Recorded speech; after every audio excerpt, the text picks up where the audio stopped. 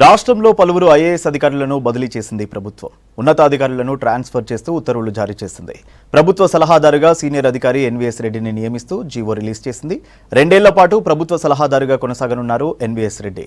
ఇక ప్రస్తుతం హైదరాబాద్ మెట్రో ఎండీగా బాధ్యతలు నిర్వర్తిస్తున్నారు ఎన్వీఎస్ రెడ్డి. హెచ్ఎండిఏ కమిషనర్గా పనిచేస్తున్న సర్ఫరాజ్ అహ్మద్ను మెట్రో ఎండీగా నియమించింది.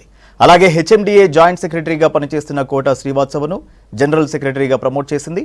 ఉమెన్ అండ్ చైల్డ్ వెల్ఫేర్ డైరెక్టర్గా శృతి ఓఝాను అపాయింట్ చేసింది. ఇంటర్మీడియట్ ఎడ్యుకేషన్ బోర్డు డైరెక్టర్గా ఉన్న కృష్ణ ఆదిత్యను గురుకులాల సెక్రటరీగా నియమించింది.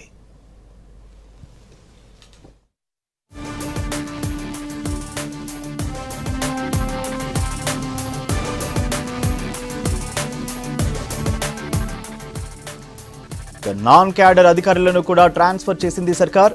సీనియర్ ఐఏఎస్ రాజిరెడ్డిని చీఫ్ రేషనింగ్ ఆఫీసర్గా నియమించింది.